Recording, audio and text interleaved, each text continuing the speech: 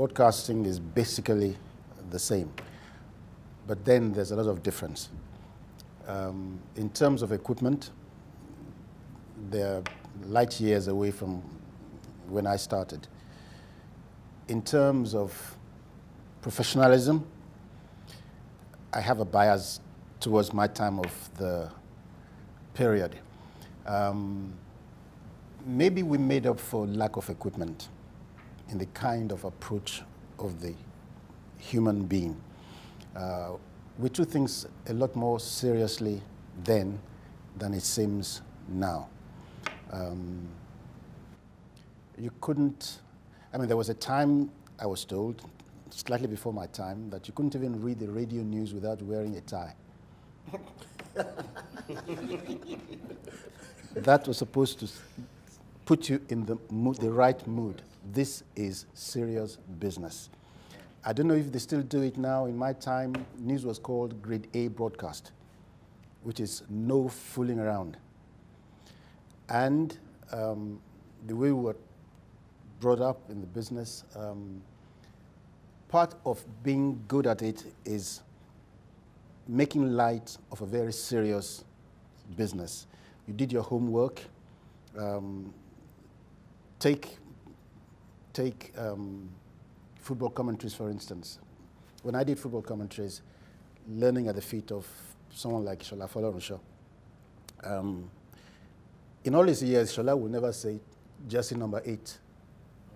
Never. Because he never went on the field knowing the players for the first time. We would go to the camp 2 days before. We'll familiarize ourselves with the people. Of course, on the day, you will still take the team list. But you have some kind of a relationship with the players before time. So you took the responsibility very seriously. You're informing people back home who don't have the privilege of being there. And therefore, there's nothing casual about it. You might make it look easy, but you worked at it. Well, I think radio has evolved. I mean, broadcasting has evolved. Even when I started where I was in the old days, in the other radio station. I'm not allowed to say the you know, when we started there, I mean, it was so different than it is now. There were 3 of us in the market. There was so everything we did we were first to do. We were first to use go digital. We were first to have, you know, to do, and it was so easy. And work just kept pouring through, you know. But further down the line, 8 years ago, when we started the Beat FM, Classic, Niger FM, and it's radically different. And you can call your names from your radio station. Yes, I can call my own, but I cannot call other people's. That's the way. Absolutely. Yeah, you know, so. First of all, the marketplace is saturated. I mean, I've never, even in New York, you don't, well, maybe you have, but in New York, you don't have as many radio stations that have the coverage that that the stations here have. And then secondly, the audience is, their tastes change on a day-to-day basis. You know, they listen to radio. You now have to stream. You now have to. I spend so much money streaming, so much money building apps, so much money running digital media, because you need to connect with the listeners that you have. Otherwise, they will just not listen to you. You know, and that's where it also comes in the lifestyle. You know, I understand what DA was saying about preparation. They still prepare. It's just that the delivery, the news is still sacrosanct, and I'm sure you know, in my station, if you miss your news by 2 minutes, you know the accountant will call you when you finish that. The news is I get the transcript of the news. That's the only thing that I get every day. I must see what was on the news. I must, you know, so that's still sacrosanct. But the delivery is different because, really. One day I had this thing with my son. I said, don't you ever listen to the news? Don't you want to know what's going on in the world? He said, Dad, I don't need to listen to the radio. And I said, okay, what's happening? And he told me everything. It's on his phone, on his Twitter, they get all the news. So at a time, I went to a conference with the NBC in Abuja. And I actually said to the BBC, I said, why really do you have 24 hours news? You only have news to give updates. The news that, before you get, where do you get your news from, BBC? It's from Twitter. It's from, you know. So my point is that the whole thing has evolved so much. And the equipment is now smaller, less expensive.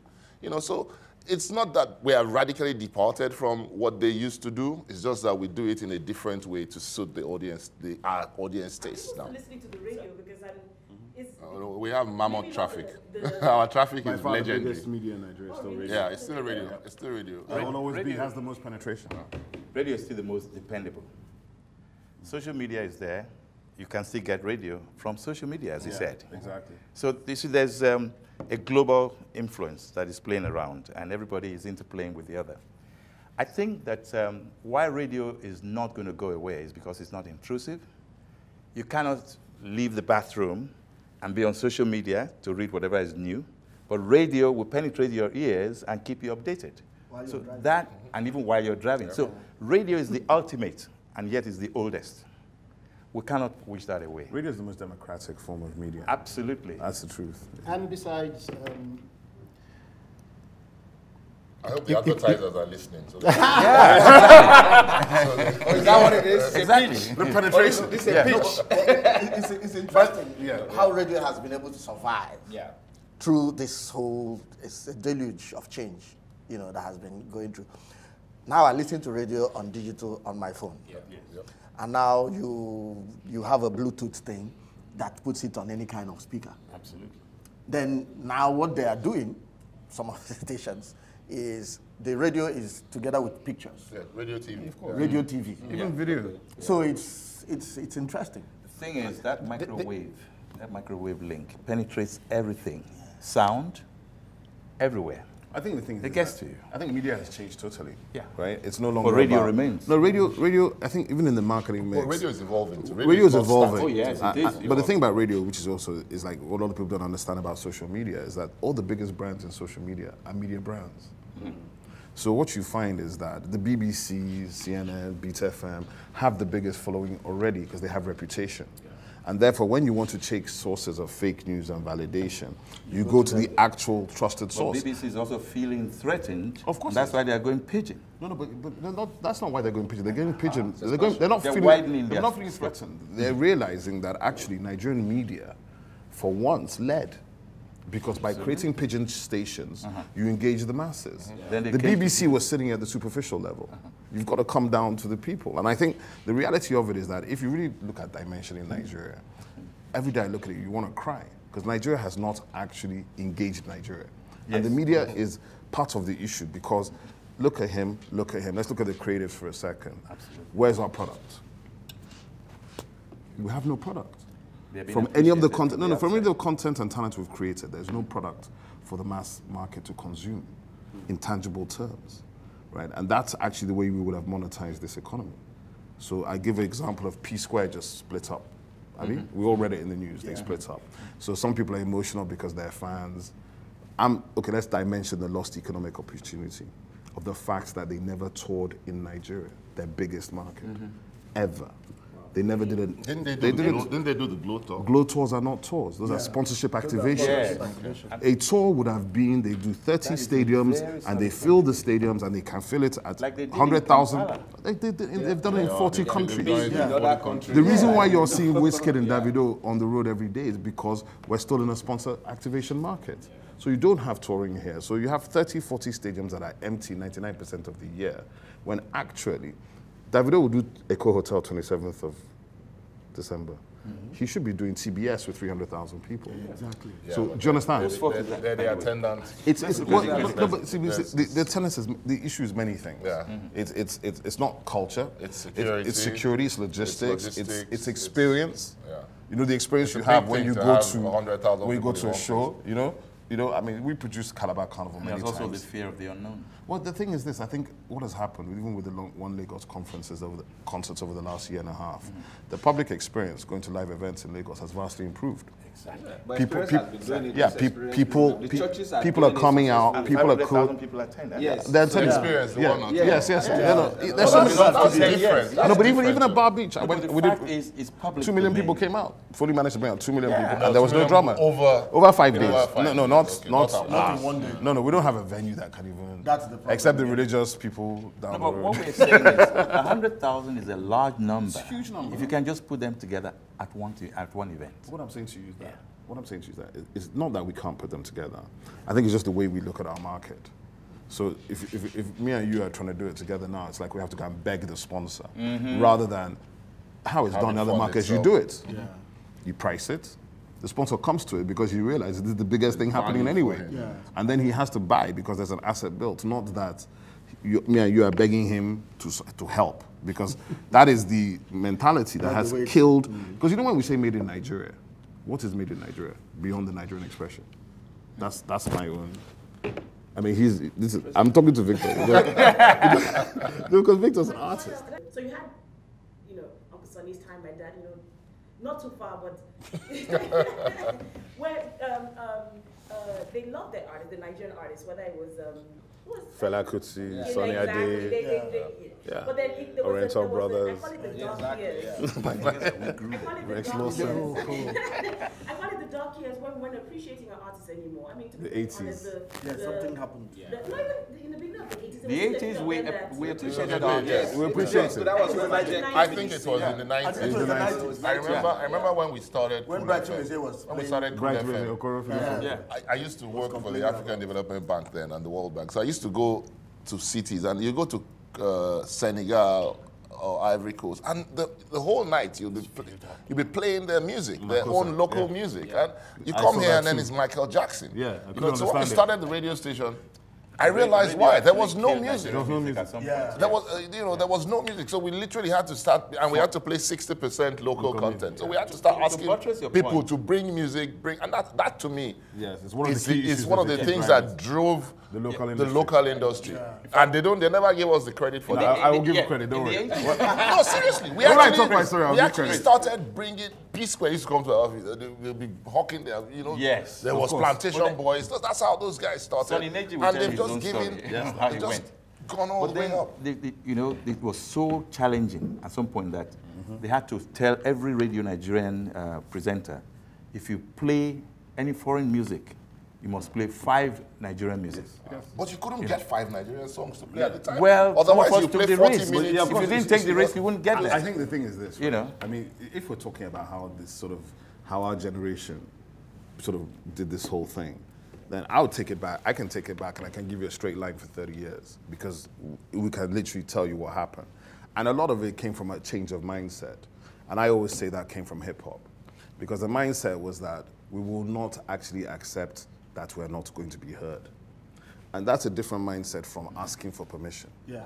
So when we came back to Lagos, I already knew Jimmy Jan, right? I knew Jimmy, and like Chris said, it is Jimmy them, Harry T, humility. These are guys that are in they're DJs, right? And you begin to put rappers in Lagos who have no music and have no producers, because there were no producers, who are rapping over instrumental beats, right?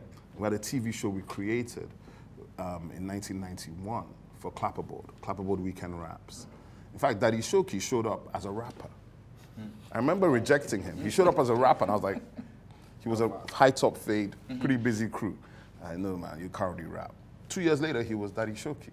But that's life, you know? How did you feel when you saw No, I loved it. I mean, I still love it. You understand? Because he found himself, and he told his authentic story. And the key thing about this whole thing was that. Find yourself, tell your authentic story, and then push it. And that's why in the 90s, in the 2000s, when we came back again, after the first time we came out, it was still the same thing. So when you're coming out in 2005, 2006, and MTV is launching, and Beat FM are launching, and all these people are launching, it's really about sitting down and discussing and working out, okay, I want Nigerian music to dominate the continent. Yes. And I know that music travels with no visa. Yeah? The other side to this is, I think many of these things are cyclical. whether in this country Oh, definitely. And you won't dominate forever. or in any other part of the world. In the 60s, for instance, the juju music was the lower end. The high life was the most sophisticated one. If you... Was Fuji even in the mix? Never. Exactly. So was the hip-hop. only Ike Daru was able to make some kind of an inroad, but it was still relegated to those kind of parties. And then with time, the Soni Adis and the Ebenezer Obeys made They revolutionized. juju become some kind of a popular attraction. Where did Kola Lobitos and that was highlight? That was high life. Again, he monkeyed around with the high life and made Afrobeat. And that also changed things. Maybe killed high life forever. Probably killed high life because all the Celestial Nuku and the rest of them at that time, Royal Chicago, whatever it is. High life is struggling even now to find an identity. Well, Flavor has remixed Flavor, it. that was He has remixed it for the new generation. Then you talked about Fuji. Quite refreshing. Yes. Fuji was basically an illiterate Yeah, street music. Yeah. kind of thing. I mean, you wouldn't be caught dead if you were a decent person Yeah, but, of course, yeah. enjoying. The But then socialization. the cycle came and it became acceptable.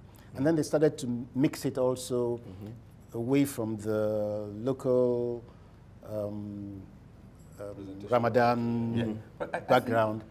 They started to jazz it up a bit. Yeah. Also, it became a little more acceptable.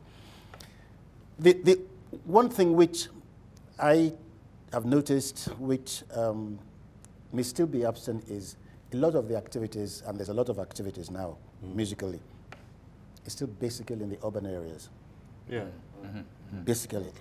Urban. And that links up with my view about radio. Radio originally had penetration well beyond the urban areas. In fact, the strength of still does, radio, yeah. the strength of radio Is the was spread. always that it went much further. FM changed it a bit. In the north, for instance, Yeah. you wanted to read the north, and I'm wearing my hat now as an advertising person. You had a better chance of reaching people up north through radio than anything else. Yeah. The problems of power doesn't affect radio. Put a few batteries, In your and little handsets. then their farm, they put it on the hip of whatever it is, Yeah. and they're listening. Yeah, They're listening they're to working, yeah. Hausa, BBC Hausa, Hausa, yeah. you know, and it's very, very penetrating. I'm just wondering if, Media penetration? yeah, and the content which you talked about, I'm just wondering whether we couldn't do better in terms of creating content. We're making money. Well, Many of these young fellows are making tons of money, but Content for Can I radio, speak to for this? radio I for the think music. before you get I've to even spoken content, to the issue. you have to, before you get to content, think of the fact that the people pulled it by themselves. Yeah, well, I'll tell you the We way. lost it. I mean, radio, TV, whatever. The media actually lost it when the people started finding their own rhythm by themselves. Well, I don't The think about- musicians, yeah, no, but- hold on. The musicians, even if they came with their records to your studio to beg, they beg you to play the music.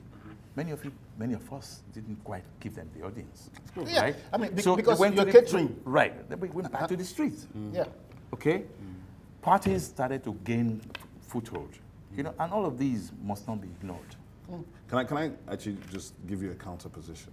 Yeah. Because the truth of the matter is, and I speak purely from the perspective now as a promoter of the talent, and everything you said is valid to a particular level, but there's other things at work. Because what we did is we worked strategically. So I've got the broadcaster here, Chris, and I know that he needs content. And I'm sitting here, and I'm sitting here, and I'm You deciding started that. discovering Yeah, no, we knew from 20 years. So I'm sitting here, she said, so we're sitting here at Storm. We could have decided to just be focused on Storm. We were not.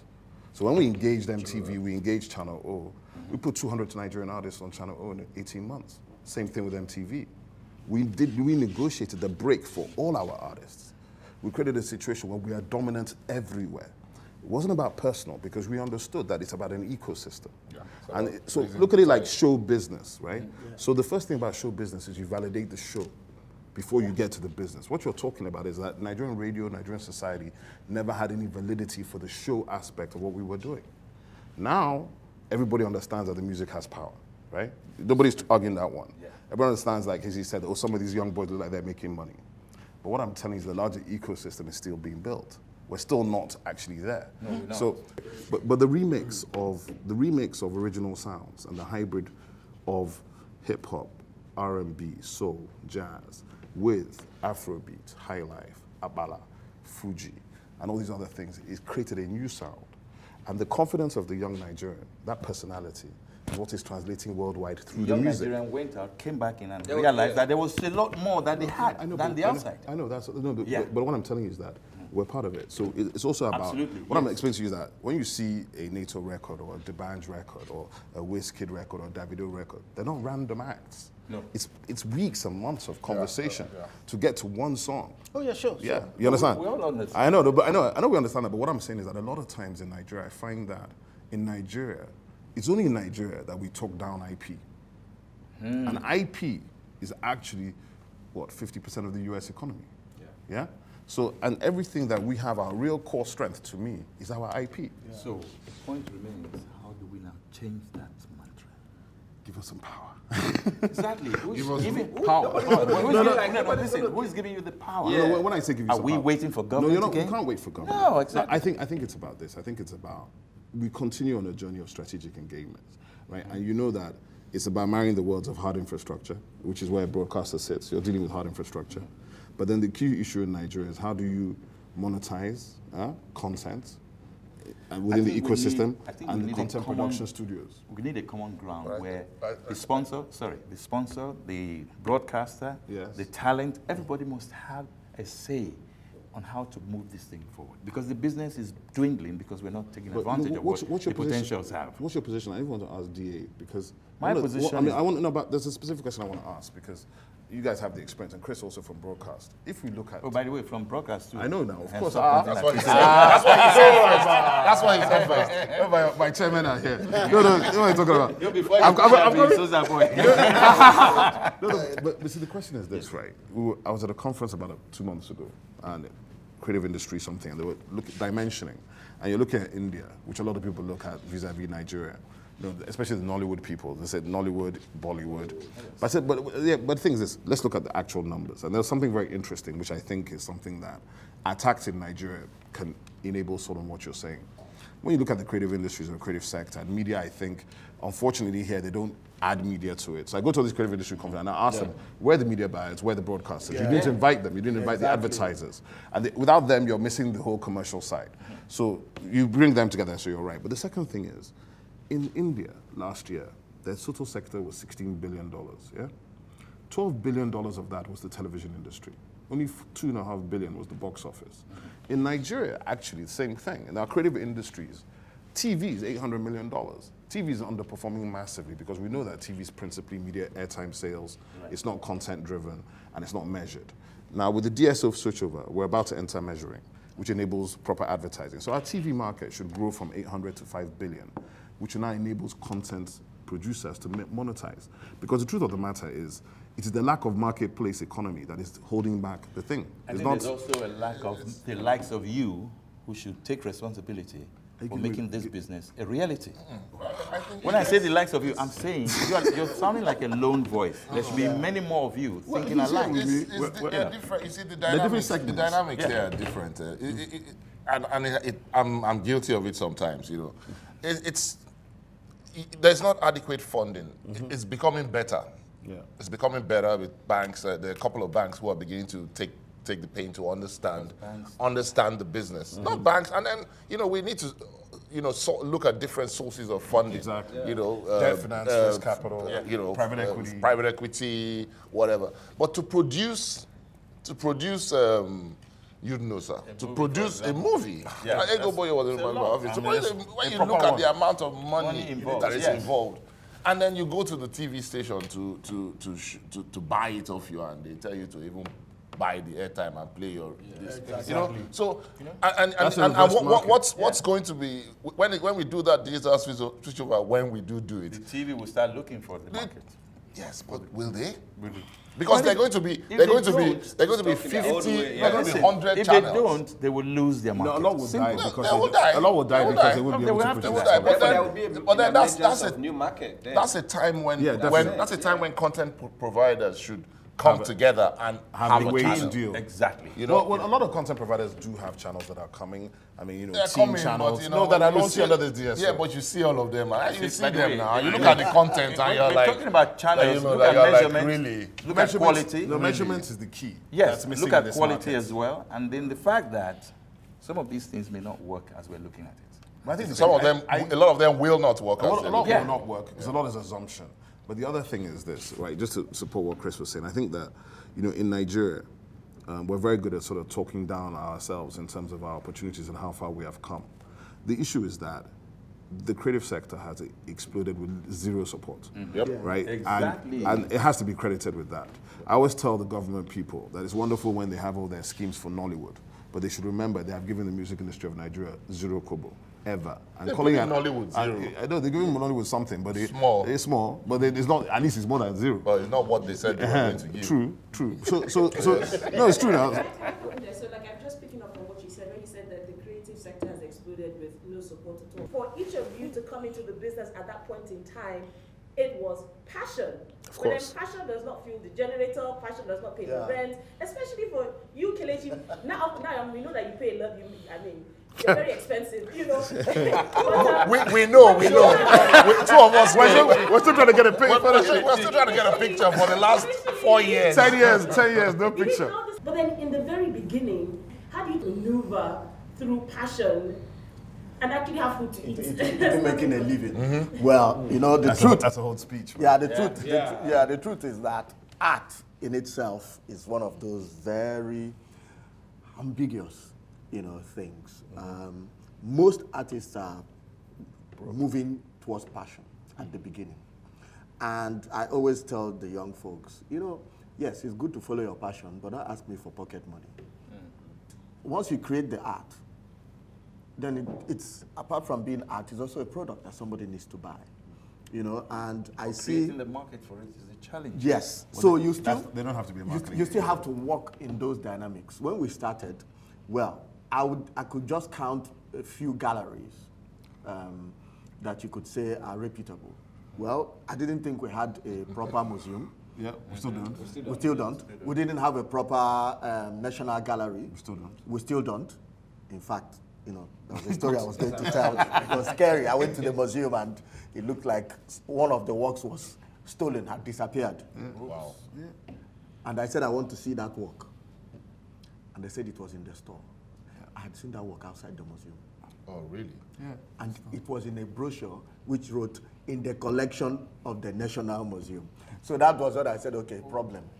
Anyway, going forward, at that point, the artists, as far as I was concerned, were a bit on their own, you know? So the ones who were succeeding needed to learn a little bit of marketing as a human being. Self-branding. Yes, you need to know how to brand yourself. Because I used to tell a lot of my colleagues, I come from the background of law. Well, I studied law. But my passion was art. So I started with passion, but again, I still had to go and read and find out how do you survive as, and of course all the books are foreign books in a much more organized environment. Yeah. If you get what I mean. Have you written some? Well, you know. I think you should. Yeah, what I'm doing these days is How to build you're having let's- seminars and you're doing exactly, you know, I'm talking, you know, and it was all about, okay, focus on it. At the end of the day, when I moved into photography, it was a bit like that again. I said, what is going on here? I sat down one day, I said, who is the most revered food photographer in Nigeria? None. It's okay, good. Who is the ultimate portrait photographer in Nigeria? None. Incredible. Okay, architectural photography. Who is the number one? None. There were so many ridiculous nones. And then I said to myself, okay, this year I want to be top 10. Actually, there were... Jackie Phillips. Yeah. No, there were quite a few in all those By categories. the time I you was talked about. asking these questions, these guys were already out. Okay. Yeah. Ah, well, okay. In fact, what The ended up, sustenance was also you know, the way they were talking about music in the 90s, something also happened to the arts. I don't know. Everything happened to Let's all look these at creators. Yes, because I think the military rule. The military I psychosis think of Nigeria shelved a whole bunch of stuff. Not that they were not in Abacha's existence. time in Yeah, specific not that they were not shelved in a bunch of existence. stuff. They were great photographers, people killed, doing they killed extraordinary a lot stuff, of this but they had all withdrawn into their shells. Yeah. Nobody knew about them. You know, because I don't think the military even knew they were destroying anything by No, their they- presence. The middle class was did. the middle class Was it lack of gone, knowledge or what? Yeah. They did. It's a control of the media. It's Well, that's yeah, what we always yeah. do. Control of the The first thing you always do. Things were actually built. No, because that has always that's been- but that's still command and control. Yes. What is actually built? Let me tell you the they killed truth. their heart as, No. as National Theatre. Yeah, but listen, Victor. but given That's that- the given Hitler that effect the now. rule- The Victor, highways Victor, were Victor, created from Victor, autobahns. Festac was a construct to validate a government that had come in Yeah, illegally. but I'm just, it's a So they question built I asked. something. Why Let's- is it that Obi, after Obi, that's the What- history what of is facts. there? democracy? No, it's there. Hitler. But the issue is, Hitler is the issue is they should have Hitler. expanded it and reformed. I think the problem, that has to do with I think the creative problem to some industry and extent all those is- things, you understand? We never invested in ourselves. probably that's nearer it Yeah. in terms of the people. Maybe we didn't even know how to invest in ourselves. Yeah. Even so now. I did say we were not catering for the rural areas, Yes. which means there's a segment That of is this not country addressed. that is not addressed, that we're not tapping into, and therefore we're not making money off them Yep. because they have a distinct taste, which some part of Nollywood is already getting into. That's about people. Yes, they have. Yes. The segmentation is there. Yes. Yeah. With a lot of JJ, that's right. So we need, now that we're not mentioning stations, I think we should mention there is an international station around that's done some good work in terms of drama for Yoruba, drama for Localization Igbo, and drama base. for Yes. segmentation. And indigenous programming at the base level. Absolutely. Let me quickly, when I've always been an artist. I've never not looked, like since I was 4. I started drawing. By the time I was 9, somebody called me artist. I started finding out what does that really mean because I just would not stop drawing, So then went to university, read something else, and I, because there was no, I didn't do art in secondary school. There was no art teacher. So when I went to Ekoma, I read English. I was like, okay, so where's the closest thing on creating something? So it was English and literature. So I entered and started writing poetry and short stories and all of that. But when I entered the university, I realized that they need cartoonists. So I started cartooning. I joined all the newspapers on campus. Fangs, Panorama, all those things that you use in bugging students and making sure that everybody is cool. From there to drama and all that, Alibaba was there as well and all those things, So there was nothing like, explosion of things and all that, So, but coming back, I fast forward, I met Soni in the US about maybe 2006. Yeah, so I was like, guy, what are you doing and all those things. I mean, I've always had other jobs, but I always tell people I'm an artist. I never said, I'm this, or even when I was in IT, I never They respect you for it. I wasn't waiting for anybody's respect. Exactly. Yeah. So but his work, that has always but been my... your works yes. captured interest. That has And also that's been very my You don't need anybody's approval. Yeah. You are not waiting because We're not waiting for we approval. Wait too much. Those that are waiting for people, we literally wait for Godot. You understand? So when I came back and joined Next, it was Next newspaper that brought me back. Yeah. It was the same question I was asking. I was made to, as creative director, I was like, okay, so what is happening here? We're not using photography. Everybody's a mug shot. Even when you are doing sport, it's a mug shot of this thing. I'm like, Nothing. So we Fashion the editorial. design for it was to be explosive, to be creative, to be, so, and that was when I Change the look and feel. That was when we connected. So, and you also have to look at personalities of these things. The different personalities that now came into the game were like, okay, I'm not waiting for you. I'm not waiting for government. We came to the realization that we had nobody to wait for. Yeah. So when Alibaba came into the game of comedy, it's not that there were no comedians, but like, look, you have to respect me. Change the game. You understand? Yes, you crawl and yes, sir, and all those things, but, sir, no. You understand? Preach. So you came into the game, you know, like the movie came, I was like, what's going on here? You understand? You know, so, you know, when I came and the art scene, yes, it was, you know, I was in the newsroom almost 24 hours designing newspaper, and like Kelechi's photographs and all those things. We went and showed them in Makoko and all those things, taking, you know, like we're doing something completely different. Because pictures tell a bigger You're story. talking story. about the So- first time we saw journalism with so photographs in this country. I realized Editorial that photography. This art thing has to take front page and all those things. And how do you do it? You know, I started traveling. How do others do it? What are you going to bring into this environment that we have here and all those things? And luckily enough, social media came and democratized things for us. So that kind of blew out the middleman, blew out the gatekeepers for you to now show something. You're not waiting for, it's like music now. You are not really like, you can play your music now, maybe 1 minute or something on this thing. You are not really waiting for radio station. So if you're doing something now, you are not waiting and begging to beg somebody uniform to this thing. So there's democratization. You have to look at that. Democratization of access. Do you think you're more appreciated outside the country than you are by your own people? My own people appreciate me. I will never knock on my people. You know, collect, otherwise I would have moved out of the country. You know the way I look at it? Passion is the basic thing for creative people anywhere in the world. But then, every successful creative person also learns there's a business side to it. Some don't, and they remain on the periphery. Some are very inflexible about their creativity.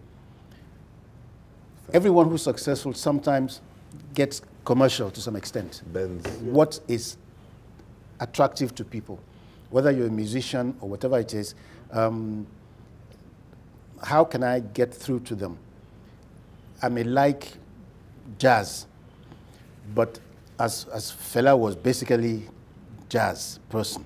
But when he came in here, he realized he wasn't going to go very far with jazz. So he remixed it. He remixed and made a lot of horns into the old high life tunes.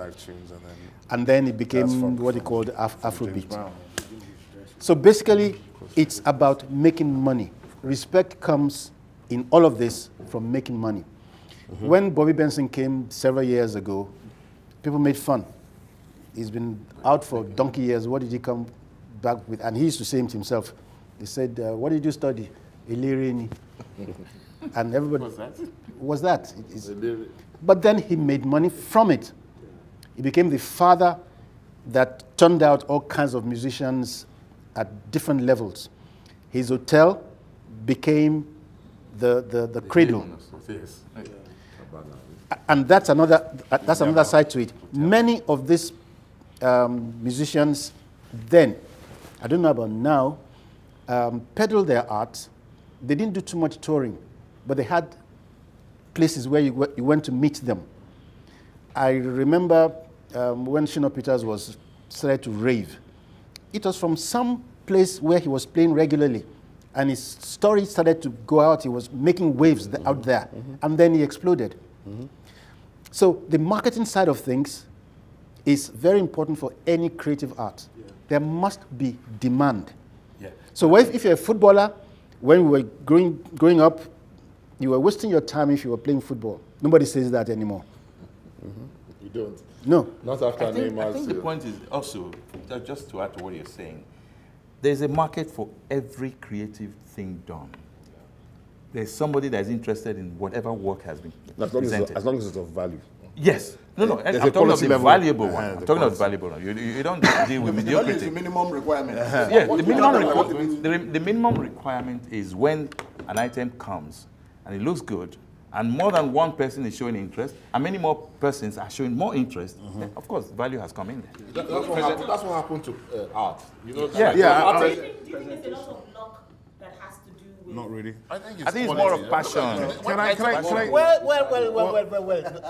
Luck, there hard is work luck meets preparation. in everything. There's luck always. Everything. Whether you're a creative person, whether you're a businessman, whether... Yeah, definitely. Except whether you're a doctor. The only doctors are... Only doctors. We hope there's no luck. Even doctors too. They take... No, not luck. No, we're talking about luck. No, but you need to make a break. Yeah, no, definitely. And that sometimes Can I just... Even when I started, you were a bit concerned because you telling me I remember. the world is volatile. So you were, I mean, especially even coming from the industry, but you knew that it's only a small percentage of people that do go on to break in. But Uncle Soni, how did you get into the business? My dear, I was just going to say, I was like you. My father said, who born monkey?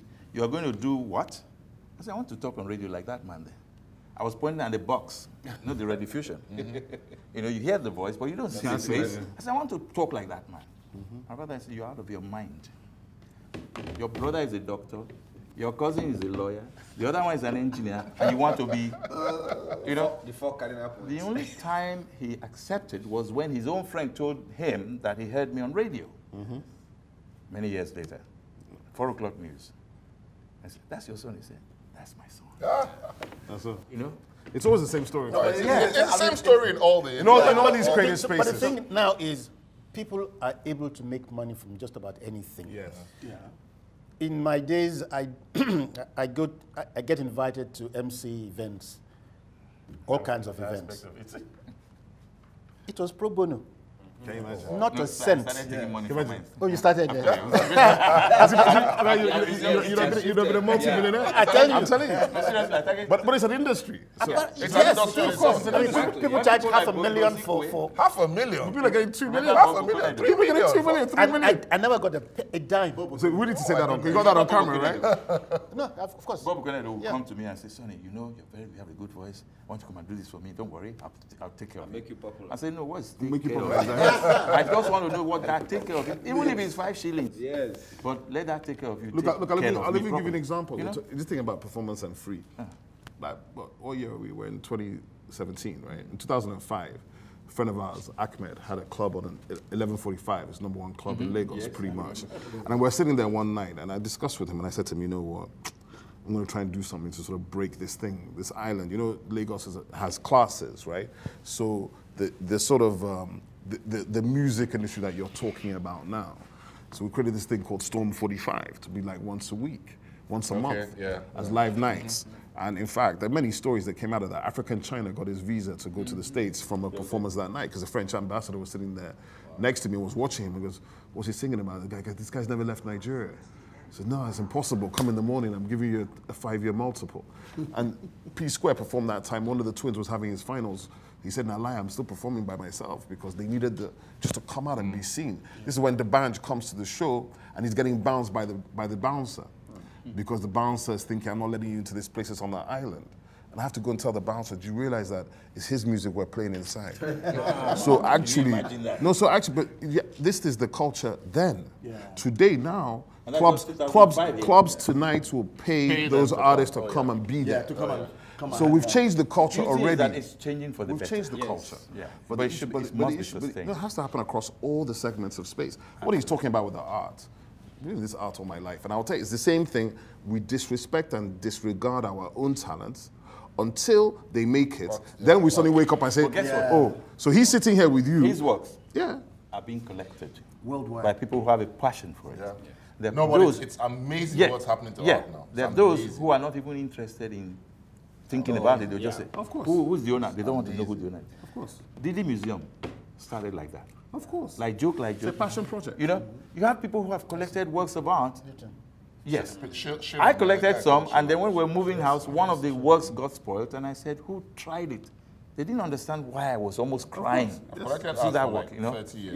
He's collected for like 30 years. One piece I bought about maybe 15, 16 years ago for 150,000 naira. The artist wanted to buy it back from me for 3 million naira. Yes. Exactly. I'm like, are you serious? Yeah, because it's mind-boggling. I've collected it steadily over time. But art is in a different category, though. Yes, of course. In any part of the world. No, for Nigerian art. Nigerian art. Yes, it's that we have in this place. Anywhere in the world. When you look at the visual arts. What happened at ArtX? Phenomenal. This last one. No, but the past, let's say, 4 or 5 years. It's been coming. I was overwhelmed. What led to the exponential growth is putting value on it. You know, we had that problem about 10 years ago, trying to find out a more organized environment where you can move beyond just collecting art into investing. So The all ecosystem of all the valuation, auctions, insurance, auctions. all the art auctions. Bonham is here. Ended up- validated the Sotheby's and started the Africa Yes, process. and that's it. You know the funny thing about it, as he was talking, right? As she's talking, I said to myself, the point I was making about Stone 45 was the fact that we had over 200 artists perform over 11 months, and it cost us out of pocket at least 10 million naira. We didn't make a dime. But those artists got a profile and a platform, and from there, many of them exploded. That credit goes to yeah, you. but wait, but one of them, no, but it didn't. But one of the things I remember is that the only artist, all the artists always wanted some money. I said, guy, we have no money. We don't even have expenses. We're just providing the platform so you can come and somebody can know who you are and identify that that is Style Plus. And then next time we can hope that we can get you a paid show. This is, you have to promote. So the Banj was the only guy. He fought me for 6 weeks. The guy, you go find 50K. I said, the Banj. Him and Jazzy. I said, you find that 50K. And we found it and gave him. And I remember I told him, I said, you know, you did the right thing because you put a value on yourself. Now, when in 2005-06, we priced all those guys, we sat most of them down and said, you do a 3-song set. This is how you're going to build this industry. You do a 3-song set, you go to a corporate event. They pay you minimum 600,000. Your A-list, we rank it for you. We can't take your, because this is Nigeria, I can't be your agent and get your money. Yeah. But that's how you go. In 2008 Christmas, some of these guys were doing 6 shows a night for a bank, right? Then it went from 600K to 2 million. That's why I was telling people that I will show you what they're generating. So now, if you want to get Wizkid this Christmas for a 3-song set, 4-song set, it's going to cost you 8 million or 10 million. Because put the value on it. Because there's a premium on it. So it's like, say when he was free and you were getting some money, and the boys who are now are getting 2-3 million for 40 minutes, 1 hour. They put the so you put the foundation for some of the guys. They should get. In fact, you should call them Oga Pay royalty. No. In actual fact, let me just say this. I'm very happy that the younger ones are finding a direction in all of this. And also draw attention to 1978, sir. That advert we did, Vitafoam. Oh. That ran for almost 17 years. Wow. No royalty. Wow. His voice and my voice. Vitafoam, the best name in film, or what was that again? 17 years. 17 years. I kept hearing it and I kept saying to myself, 17 years. won't they even just pay? Just to say hi. After that, even to send you mattress. After that they didn't even send you 50 mattress. couple that they paid that time. Sorry, I don't know how much people paid me, but after that, it just ran and ran and ran. I said, at least change the story. Let's see something new. You know, there's the well, that's the thing. there's a Contracts period. are the one because Understand yourself. and the contract always mirror what the society environment to the advantage of our ignorance. Yes, I know. For instance, you're talking about value and how fees have gone up, particularly in the music industry. You guys are probably closer to the ground than I am, but I think one man who probably changed all that was Lagbaja. Oh, definitely. Yeah, he stood his ground. Because Corporate fees, yes. at some point, You couldn't book him. he couldn't book him, and he wasn't changing. He He was wasn't in demand. budging. No, and because he had a venue, that was the thing. He had his own venue under control, Yes. where he was Motherland. making about 6 million a month. I- So he I- could afford to deflect you when you're coming, and then In my position in Ikoyi Club, having to bring in people to perform every now and again, we have one big star in this country that used to come every Christmas period, and almost routinely would pay him 20,000-30,000 to perform, and he always came. He also considered playing for us as traditional things, course. and it's an exposure for him. But the Easter period before then, we brought in Lagbaja, and he said, 500,000. you guys were doing from And this 20,000, was what I was in office when 90 something. 1999, 99. 500,000. From Just the age 20,000. of the millennium, yeah. So you thought this man must So be mad. we couldn't at Christmas then go to this man who was already a star before Lagbaja left school and say he didn't ask, but we knew there was no way we were going to Offer him that. offer him that. Yeah. No way. Exactly. So everything adjusted. Everything adjusted. And I think... But that's because you had conscience. You had conscience. No, but in general, he's right, though. Yeah. Because once the marketplace finds out... Once the marketplace finds out... You can't get it, and then, of course... He will know that. Yeah, he will know that that's what happened. Can I ask you a question? Do you think values, especially values of men, have deteriorated over the years? Why men specifically? The value of men in what It's sense? brotherhood. They brag. Values, no, you mean values. You mean values as in... You mean values like morality. Morality. Not like a man's value. No, morality. Yeah. Values. I don't think... Values of society. I think we should look at it critically. There's been a growth, and we should not ignore that growth. Whatever we missed when we were growing up or in our time, those who have been watching us have tried to perfect it and do better. But they also have their own weaknesses. So as you metamorphose, certain things we give, some will just, come on board. That's what happens. Well, frankly, I'm not sure what, and I know what you mean by values here, but the most obvious thing is there's a lot of emphasis on money now than in my time, than in my father's time. People would tend to ignore the negative side if you make up for it by the fact that you have a lot of money. Whereas in my parents' time, it didn't matter what amount of money you had. Yeah, there was a different value. If you were a heel, people still regarded you as untouchable. To that extent, values may have deteriorated a bit, and not just for men, really. It's a societal thing. I always say to people, we're all products of the environment, and whatever you grow up with becomes normal. You don't even realize it.